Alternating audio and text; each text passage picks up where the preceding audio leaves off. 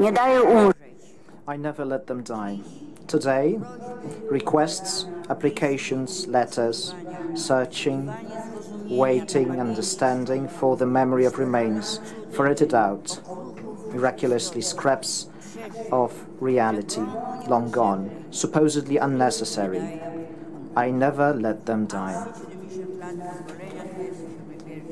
Auschwitz, the 70th anniversary of the liberation.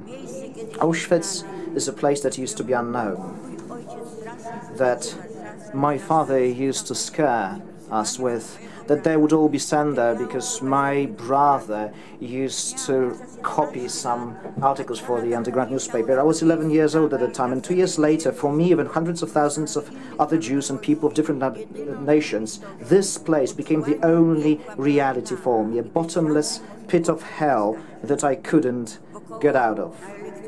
All around us, electric barbed wire and rows of grim barracks, stinking mud, and some figures are muddling through. You cannot tell whether they are old or young, whether they are women or men. This disgusting mass of people, all in lousy, wet rags, with numbers, shaven heads, those grey, bony faces with their legs like sticks, wearing those muddy clogs. Nothing reminding you of anything remotely human. The fall, agony, hunger, sicknesses, ulcers, and those diseases here mean immediate sentence, death in a gas chamber, verbal and physical abuse, refined and sophisticated torture, and death penalty everywhere for anything and everything. You are there so that you can not be anywhere in the world, to die trampled in mud, covered with excrements and blood.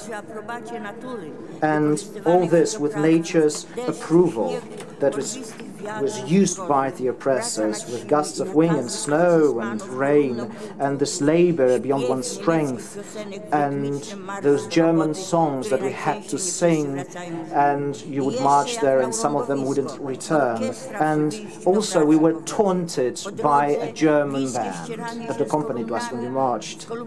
And those columns passing nearby, those that marched to gas chambers, sometimes they would ask us, how far is it to the Jewish colony, because I need to feed my children, and those columns of fire and black billowing smokes and those Nazi Jewish colonies and those piles of bodies. And I remember it was Christmas. On the one hand there was this Christmas tree, and on the other side there was fire of burned human bodies, and the ramps and trains, whole long trains with more victims and luggage. I was there, so very much there. For 2 years I was trapped there, alien to myself, in the sudden transformation of hell, and illegal in Auschwitz, a Jewish child that is to go to gas immediately. Many a time did I die. I would freeze out of fear and tension and pain, this tension that accompanied the selection. And I would look and see the agony of my fellow prisoners with this terrible pain. Every moment was this terrible memory, terrible thought, will there be another one? I remember there was this roll call, and we were standing there, and the sun was shining, nobody was beating us up, and I had this fleeting thought, pathetic thought, maybe one day I will burn this crematorium that is behind the fence, and I will never have experienced a true love's kiss that I have read about, that I read about back in Warsaw in the ghetto. When you are 14, you have a different idea of what a pre-death thought is. But I survived. I lived to see the oppressors defeated. And then I saw the Nazi start fires, not to burn people anymore, but to burn documents, before they would lead columns of people for marches of death. I remember that my arm was incapacitated because I was shot by one of the guards. It was the New Year's, 1945. It was a single shot. The guard aimed at my heart, but he missed. and all that happened was my nerve was damaged, my arm was incapacitated. I was liberated by the Russians on the 3rd of May 1945 in Neustadt Kleve. It was one of the 2 last camps in Germany. I lived to see the defeat of those henchmen. It was something that my mother dreamed of before they took her away from me, before she died and was buried at Majdanek. It is all fresh in my memory. When I'm telling you this, I'm reliving those facts and those thoughts. All that inhuman and superhuman that you breathed when you were in Auschwitz every single day and night.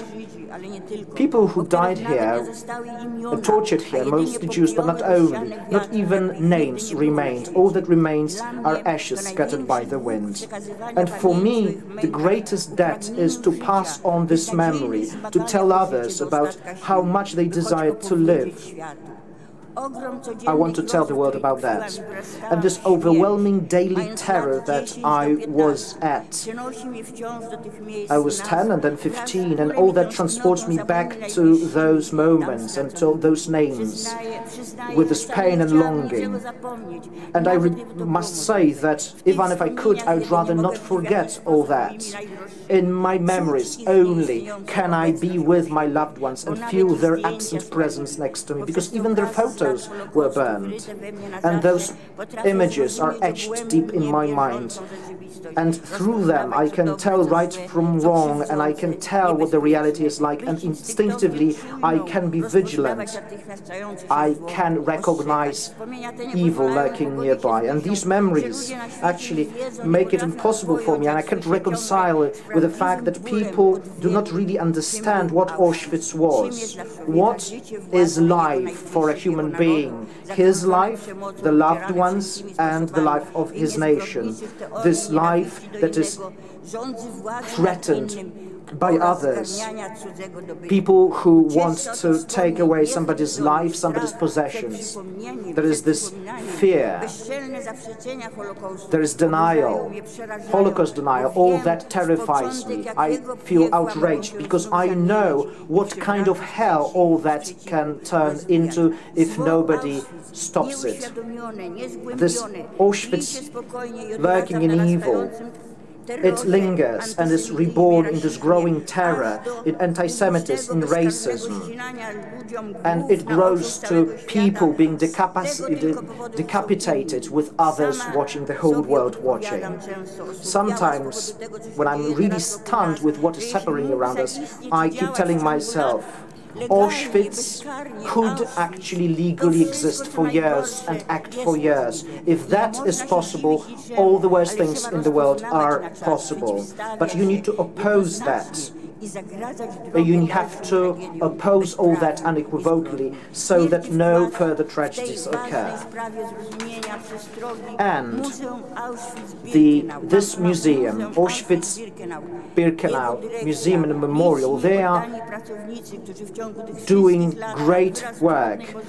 The management, the employees, they are all keeping those scraps of documents and memorials, and they keep the testimony of eyewitnesses. They preserve all that, this knowledge about the life of all those millions of people so very close to death, this memory of human strength, of friendship and love. And here I would like to thank from the bottom of my heart to the management of the museum and to all of you. It is my great privilege that I can participate in this commemoration of the 70th anniversary of Auschwitz liberation.